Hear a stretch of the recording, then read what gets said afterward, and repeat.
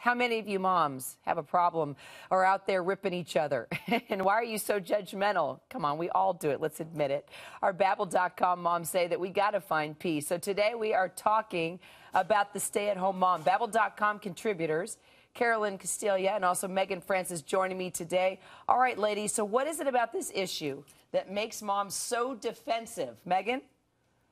Well, I think early motherhood is just really fraught with so much pressure. It's really easy to perceive that other people are judging you, and then it's easy to judge others because you really want to make sure and feel like you're doing it right. Whatever choices you're making, you want to kind of have the support of yourself and everyone around you, and sometimes it's easy to kind of blow those choices up so much that you feel like you need to judge what other people are doing to make yourself feel better. Carolyn, what do you think? I think the phrase stay-at-home mom is really played out at this point. You know, it sounds to me like something that Rush Limbaugh would say, like, stay at home, moms. You know, like it's more of a command, you know what I mean?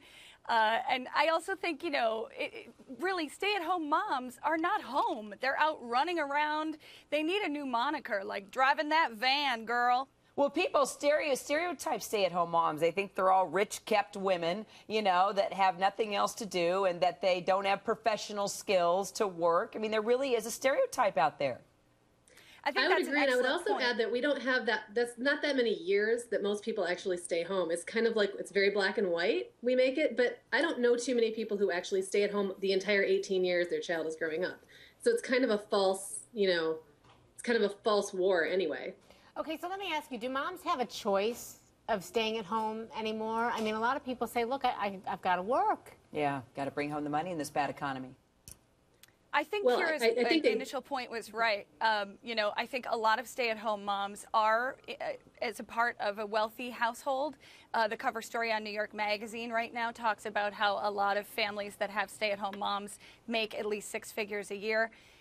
Total household income, but also a lot of stay-at-home moms, it's actually cheaper for them to stay at home than it is for them to work. And I think that's something we should start talking about. When my daughter was born, my take-home pay was about $100 more a week than it would have cost me to put her in daycare.